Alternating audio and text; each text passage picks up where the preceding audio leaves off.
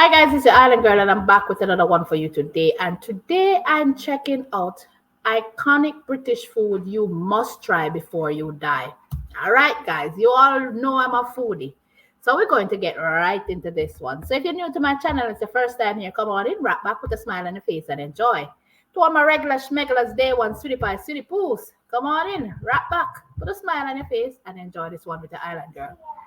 Without further ado, let's get into this video because I want to see all these food. This one says bangers and mash is the first one. Here we go now. British food isn't exactly the first thing people go to when they think of world-class cuisine. But forget what you've heard about it. Truth is, the UK is home to some of the tastiest dishes around. These are iconic British foods you need to try before you die. Okay. You won't find many dishes simpler than bangers and mash. It consists of a few sausages, or one Cumberland sausage, served with a hefty dollop of mashed potatoes. More often than not, gravy will be involved, and that's pretty much it. Usually, of course, things turn out a little fancier than that. The sausages can be made from lamb or beef rather than the standard pork. The mash can be spruced up with cream or mustard, while a handful of extra side additions might be included too, depending entirely on the preference of the person making it. I'm not gonna lie, that really looks good. It looks tasty. So it's not necessarily your normal pork sausages, like she said, everybody used to. Is either beef or did she say lamb? I think. But it sounds good. It looks good, especially with the mashed potato and the caramelized onions over it and the gravy. It really looks good. The first thing to know about the bacon sandwich is that British bacon isn't the same as American bacon. The British variant is leaner and meatier than the US version, since it comes from the loin of the pig rather than the belly. Some would even say the British stuff is tastier too. That's why in the UK, it seems far less crazy to stick a few rashers of bacon between two buttered slices of bread, slather it in ketchup or brown sauce, and just go to town on it. The bacon sandwich, or buddy as northerners call it, is the ultimate quick fix breakfast. Some people like to spruce them up with fancy breads or fried eggs, but most of the time it's made with nothing more than bacon, bread, and sauce. What I think makes a really good bacon sandwich is smoky bacon. I love that smokiness and I like it quite crispy. And that's just the way it should be. I ain't gonna lie. I don't eat pork, but that sounds good and look good. And I was surprised that you guys say it tastes way better than the bacon that is here in the US, based on the fact that you don't use the stomach. Interesting. The full English is probably the most well-known breakfast in the UK. Although people make slight alterations to the dish based on their own preferences, a proper full English should include at least some combination of sausage, bacon, eggs, tomatoes, mushrooms, toast, baked beans, and black pudding. Other regions in the UK have their own variations too. In Scotland, for example, a full breakfast might include haggis or oatcakes, while in Wales you might find it includes cockles or laverbread. Although most British hotels and B&Bs will offer a full English breakfast, the best ones tend to be served in grubby little greasy spoons and should cost no more than $5. Don't bother trying anything too fancy with this one. You'll only be disappointed. Ooh, listen, that English breakfast, I'm not gonna lie, that's a lot of stuff on it.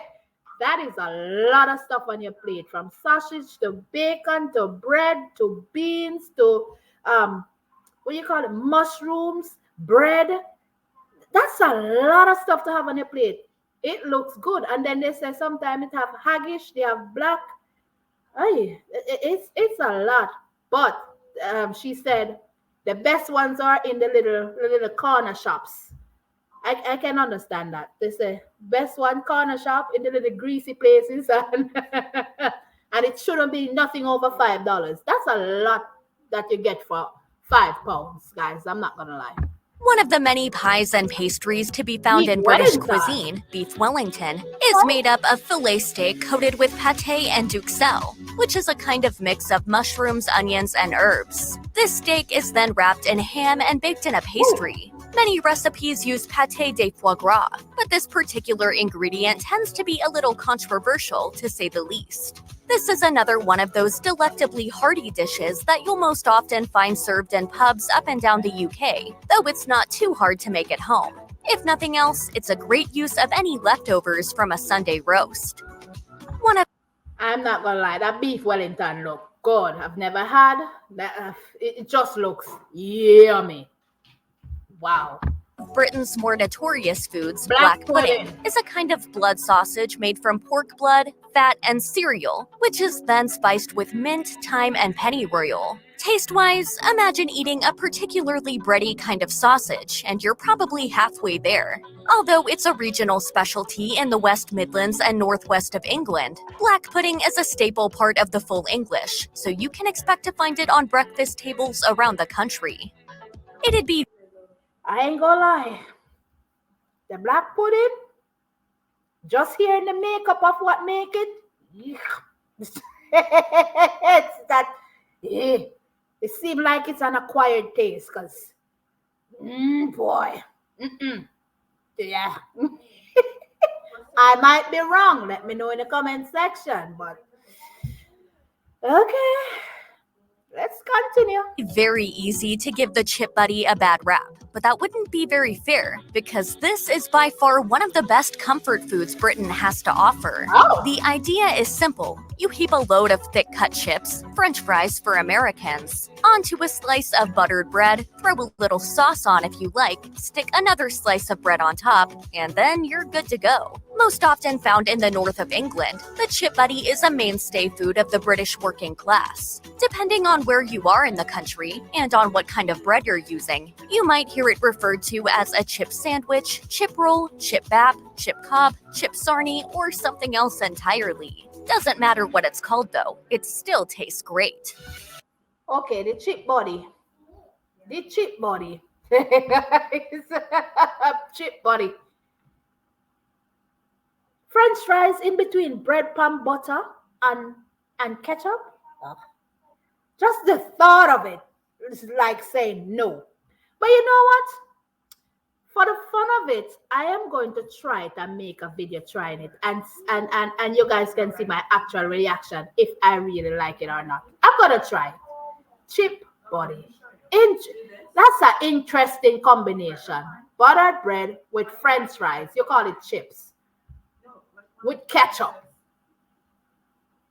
Interesting. All right.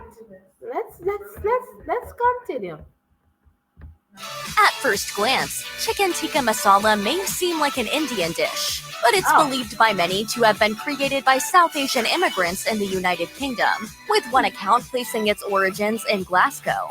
This is disputed, however, and others claim it is simply a modification of an existing Indian recipe. Okay. Either way, chicken tikka masala is one of the country's most iconic and best-loved dishes. It consists of small pieces of chicken that have been marinated in spices and yogurt before being oven roasted and stirred into a tomato-based curry sauce. It's usually served with rice and naan, and is served in pretty much every single one of the UK's many Indian restaurants and takeaways. Also known as Okay, the chicken tikka masala. I hope I said that properly. I'm not gonna lie, it looks so good. It looks so good. I would eat that up right now. It's like she says, marinated in so many spices. Can you imagine adding a little pepper to that, and you pure rice and all those things, and they say something with an Indian origin. I'm not gonna lie, it looks so good. My mouth is watering just looking at that one. The cottage pie is what we're going on to next, and it looks real good. The picture of this looks really good. shepherd's pie. Cottage pie basically consists of ground meat, such as beef or lamb, cooked in an onion gravy, topped with mashed potatoes, and baked in an oven. Often, it includes other ingredients, such as peas or carrots, and if it doesn't, then you'll more than likely find them served on the side. Many British people will remember cottage pie as a staple school dinner, and you can also find it on the menu in most pubs. But anyone will tell you that the best cottage pie is always homemade. Yummy. Yummy, yummy, yummy, yummy, yummy, yummy, yummy, yummy, yummy. It looks so good. It looks, listen, yeah, I could eat that all day, all night. It looks really good. Named for the ultra posh and highly controversial school from which it originated, Eton Mess is a traditional dessert made up of strawberries, meringue, and whipped cream. Some Ah. recipes include other fruits such as raspberries and blackberries, but as long as you've got something fruity to play off against that cream and the crumbly meringue, you'll be just fine. This one is best enjoyed at the height of summer. Anything to do with a dessert like that, looking with fruits, with fruits, looks so good. I ain't gonna lie, that looks yummy. And like they said, it's eaten in the height of summer. That means on a warm summer day. Now, I know you guys are known for your fish and chips because that's the next one coming up. Fish and chips is what everybody talk about when it come on to the UK. British food, massa. Listen, I can't wait to try your guys' fish and chips. Fish and chips is one of the world's most famous British dishes, Yep. and for good reason, too. It's basically fish fried in batter, served up with the thickly cut chips, usually doused in salt and vinegar, with a little ketchup or some mushy peas on the side.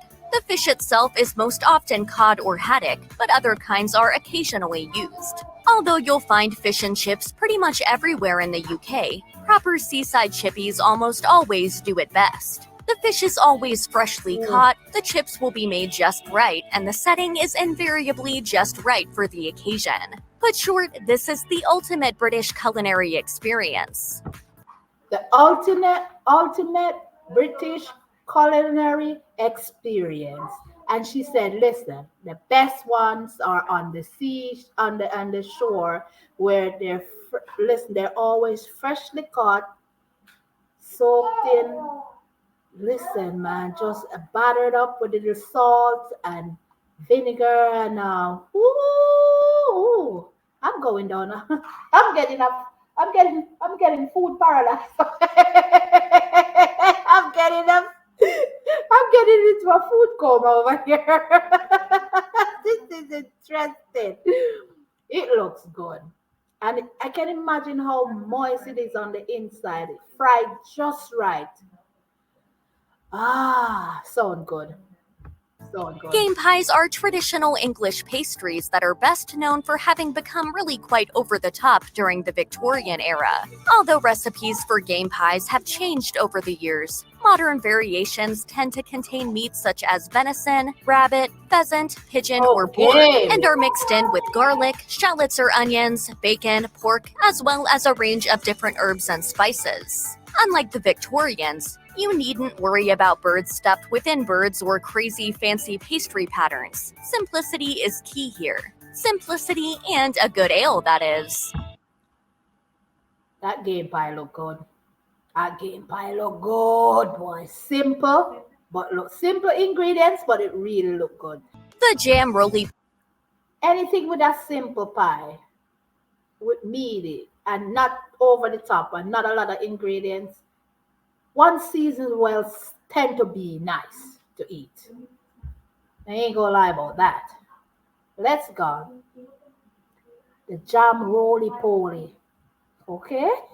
Holy is pretty much just a Swiss roll with a better name. It's a pudding made from suet dough, which is spread with jam and rolled up before baking. You'll sometimes find it dusted with sugar or served with cream, custard, or ice cream, but it's a nice enough treat no matter how you have it. Modern versions often use sponge cake like a Swiss roll rather than suet, partly because it's easier to get hold of, and partly because it's a little more palatable. Either way, it doesn't matter, just so long as it's bursting with fruit jam. That looks so good. Look so good. I can just imagine. It's appealing to the eyes. See, it's just a take me, eat me up and don't stop. Don't stop. Just eat. Man. It looks simple. It's a simple look, but it looks yummy. Okay, yes, jellied eels might seem like something they'd serve you in hell, and well, yeah, they're really not that great. This dish is prepared by chopping up eels, boiling them in stock, then allowing it to cool and set into a jelly. Just to make things even better, they are also eaten cold. Oh, oh. Jellied eels are slimy, salty, and totally gross too, but they have a genuinely fascinating past, and trying a bowl of them in a proper East End establishment really does feel like you're tasting history. Not in a million years will I ever. Maybe for the maybe for the fun of it. Jelly eel? Jelly eel. Ugh. And it's eaten cold. Ew. Just the thought of it. Listen, I'm like, oh no, ain't happening. Ain't happening. Oh, you boil the eel, then you put it in, and then you just, oh, nah, sorry guys, that ain't it. Mm-mm. Keepers next. A kipper is basically a split herring that has been pickled and smoked, and although they're eaten all over Europe, they're particularly popular in Britain. Nowadays, they're eaten as a breakfast food, although they're not quite as popular as they once were. So don't take them for granted if you do get hold of some. You might just be surprised how tasty they can be.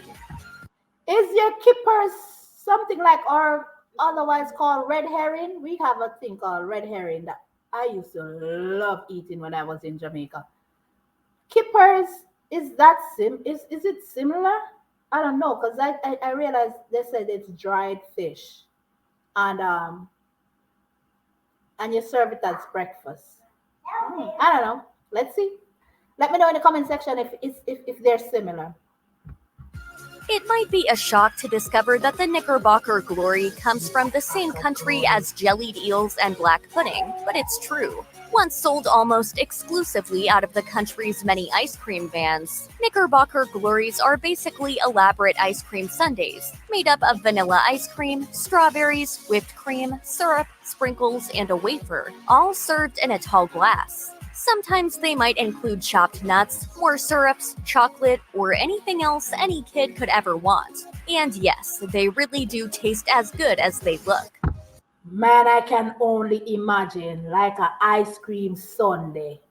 Ooh, baby, that look good. And then you can add nuts to it if you want to. You have berries inside there, that whipped cream, that ice cream, that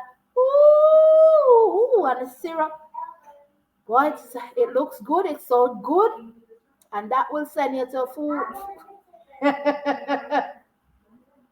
Listen, I'm not gonna lie. That sounded and looked good, and do. Mm-mm, mm-mm. The Battenberg is easily one of Britain's most Battenberg. visually striking desserts, but it's definitely something of an acquired taste. Oh. The inner section is nice enough, being made up of a light sponge held together with jam. The outer layer, however, is made from marzipan, a thick fondant-like confection made up of sugar, honey, and almonds. Marzipan has got a genuinely unique flavor to it, but it's not for everyone. In fact, a 2019 survey found that it was one of the UK's most hated foods. Ah. Still, no one would blame you if you swapped it out for a little fondant instead. Okay, the Battenberg. Listen. Based on her, she said was voted one of Britain's most hated. Why is it on the list? But it doesn't look bad. It looks so pretty. A pink and cream look. And then the outside have honey, almond. So why does it taste so bad then if that's the case? I don't get it. Interesting. Funnily enough, mince pies really aren't what they sound like. Although they did indeed contain minced meat once upon a time. Today, they're a sweeter treat served exclusively at Christmas. The modern mince pie is a sweet pastry dusted with sugar, filled with a concoction of dried fruits and spices. They're pretty much bite-sized and are served in their millions every year. For many Brits, these things literally taste like Christmas. When I saw mince pie, I was really thinking it had meat on the inside, even though it looked that small. It's just a little meat pie. But then when she says mixed it with all sort of little concocted with all different little things on the inside, dry fruits and so forth, and dusted with a little sugar on top. Ooh la la! Yes, that sounds good. And I can imagine biting into one of that. Wow. Thanks in part to the stratospheric rise Patties, of the fast food bakery taste chain Greggs, the humble pasty has become one of the pasties. UK's favorite lunch snacks. Originating in Cornwall, pasties are usually made by wrapping a filling in a pie-like pastry and then baking them. Cornish pasties always contain beef, potato, swede, and onion, but countless different variations exist, including chicken, pork, turkey, cheese, vegetables, and more. As with anything, for the best pasties, you'll need to go straight to the source, Cornwall. They don't get much better than that. Okay, I'm heading to Cornwall for pasties. Or your pasties is like Jamaican patties. It's the same thing. We have chicken, beef, cheese. It's minced up meat in a side of it looks similar to yours, but yours is different. You say you have potatoes, minced up meat, seasons and all, but that's what it reminds me of. And Cornwall, they say you're the best. Yes. Okay.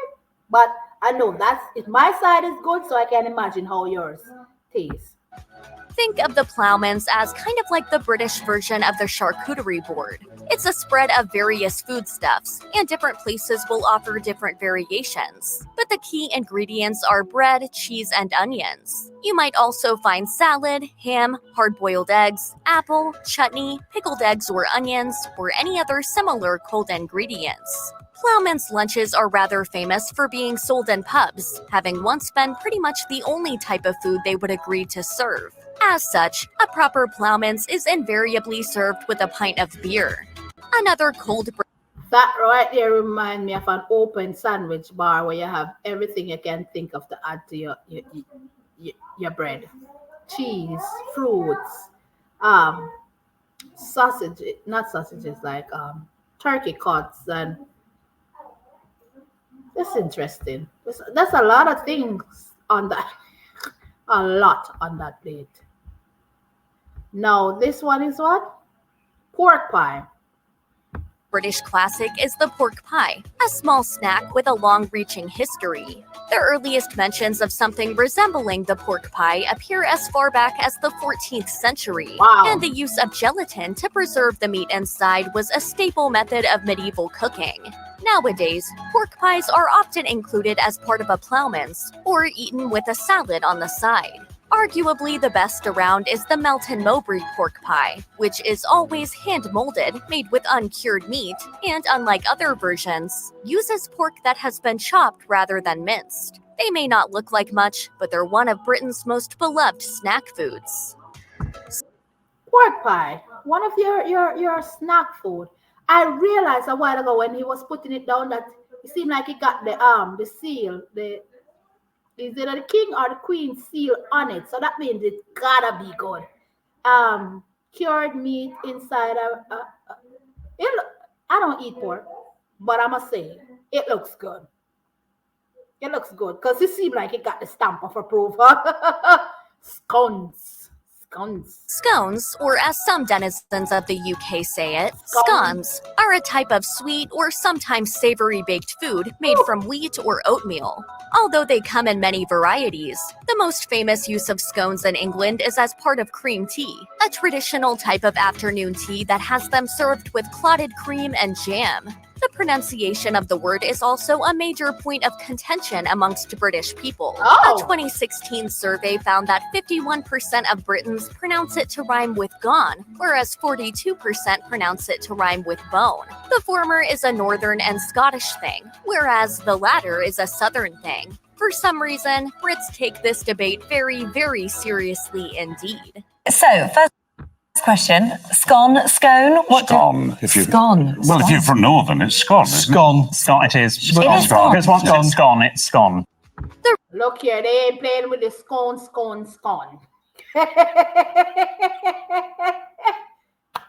You guys ain't playing with the pronunciation of this thing, man. You guys are serious too.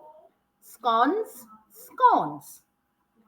Whichever way you pronounce it, whichever way you say it, it looks good with cream cheese or with jam on top of it. I going to lie, it looks mouth watering.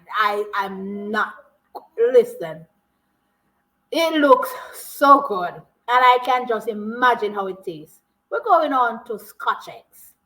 The range in quality between good Scotch eggs and bad Scotch eggs is very wide indeed. That is to say that bad Scotch eggs are very bad indeed, and good Scotch eggs are nothing less than pure bliss. Oh. Scotch eggs are boiled eggs wrapped in sausage meat, coated in breadcrumbs, and deep fried or baked. They're a favorite bar snack up and down the UK, but you'll also find lesser versions in British supermarkets. A good Scotch egg should have a thick lining of high-quality pork sausage meat, preferably well-flavored with herbs such as parsley and chives. The egg should be soft-boiled rather than hard-boiled, and when you cut or bite into it, the yolk should basically explode. This is one dish that's worth the extra effort.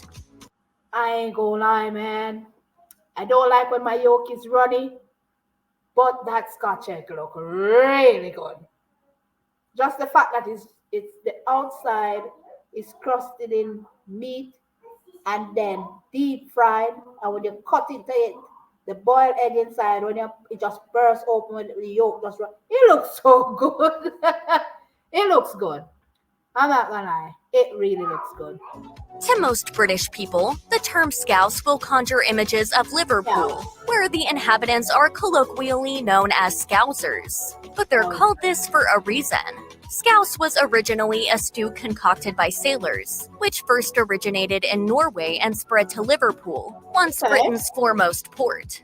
Although the city has changed a lot since its imperial heyday, the dish has remained, and is still served at cafes and restaurants across the city. This stew is usually lamb or beef based, and also contains onions, carrot, potatoes, cabbage, and pretty much any other leftover vegetable you have, although beetroot tends to be a particularly popular ingredient. Served up with some nice crusty bread, scouse comes out on top as the best winter stew out there, and one of the UK's tastiest regional dishes, full stop.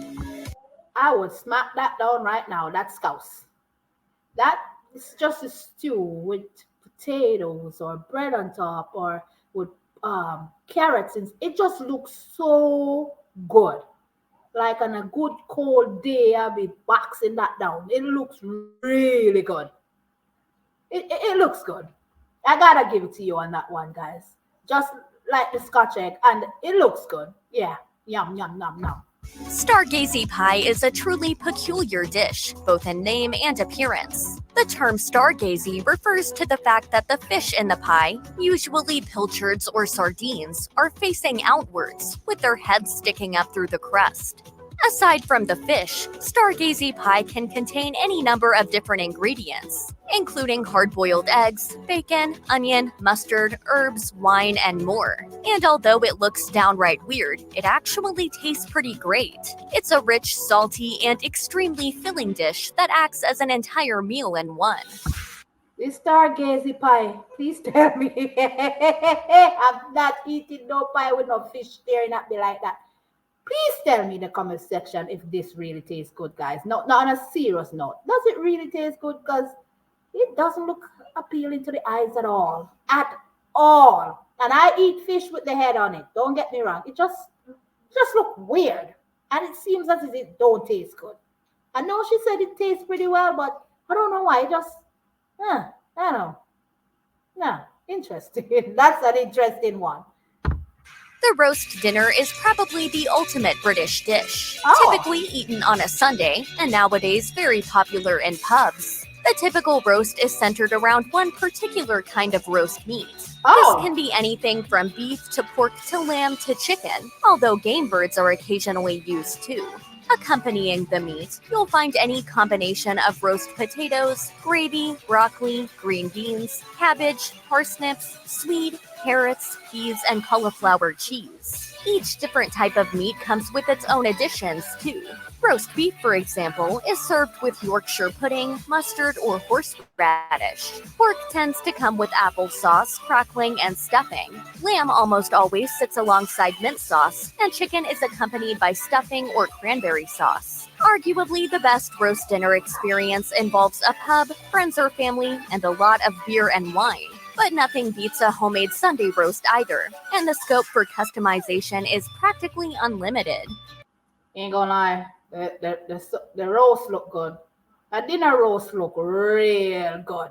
Well balanced plate too. When you look at it, it's like well balanced. The fruits, the meat, the fruits, like the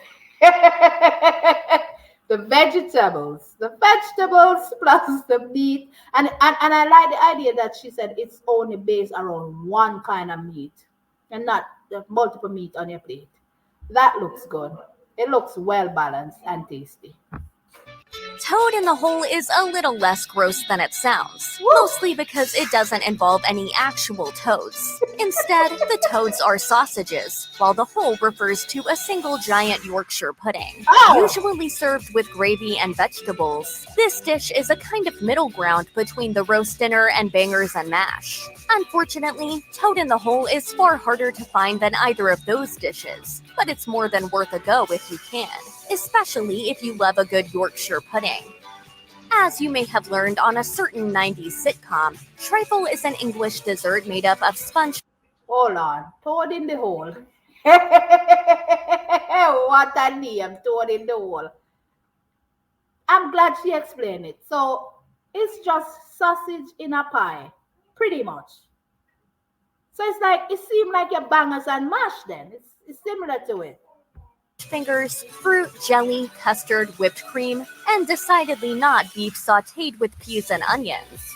A good trifle feels like heaven in a bowl. A great trifle, which contains the traditional alcoholic element, such as port, sherry, or Madeira wine, is one of the best desserts out there, full stop. Every layer works together in perfect harmony, making for both a visual and literal feast for the senses. There's ample opportunity for experimentation here too, as pretty much anything that's sweet is bound to prove most welcome in whatever recipe you decide to use. Give me this trifle. Give it to me right now. Give me 10 of them. Give me 10 of them right now. I ain't gonna lie. It looks good. It sounds good. It looks good. It sounds good. I repeat it myself. It looks good. It's. Listen. Take me. Take me. Take me away. Referred to on the Great British Bake Off as the nation's favorite cake, Victoria sponge cake is kind of like a sweet, sugary sandwich, in which a filling of jam and cream sits between two thick layers of light frosted sponge. It's not a hugely common menu item in British restaurants or pubs, but the Victoria sponge cake is a favorite for home bakers, and almost every Brit has turned their hand to it at least once before. Luckily, it's a cinch to make, and more than worth the effort, too. Check out one of our newest. I'm not gonna lie. That looks good. Even though it's mainly homemade, like she said, it looks good. But the bangers and mash, your scones, your scouse, the stew, the what that was that truffle, look good. Your English breakfast, that one look good. Which other one? Your bake look good. Your black pudding. You gotta be honest. The black pudding don't sound so righteous. I'm not gonna lie with you guys. The black pudding, nah. But there is a lot on this list that I would love to try. I don't remember all the names, but there's so many of them. The fish and chips, I know it's the staple of staples. I know that's for sure. Your pasties. Don't let me say patties. Don't come from. The pasties look good. You know what? Come to think about it, I would try them all just for even the eel. Just the thought of it. I try them all just to have a say so, pretty much. Just to say, you know what? Nah, I'd never eat it again. You know, but I like, ugh, I try. Just to be a good sport. I'll try. Then I can mark it off my list. The chicken tikka masala or something like that. That looks so good. It's the island girl, and I'm running out of here. I realized when I started, I didn't say welcome to everybody, and I didn't say regular schmegler stay one city pie city poos. Come on in and rap back with a smile on your face and enjoy. My bad. Don't forget to what? Go in the comment section and let me know your thoughts about these picks, guys. Are these the iconic British food that everybody must try before they kick the bucket?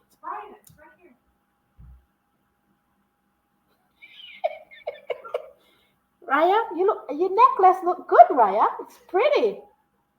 Are you done? Yeah. No, I'm just finishing up. Ooh, la la. Come on in, guys. Let me know what you think. Right back, relax. Don't forget to give it a big thumbs up. And I'll catch you guys in another video. Love you guys. Bye. I'm in my feels. I'm feeling myself. Bye.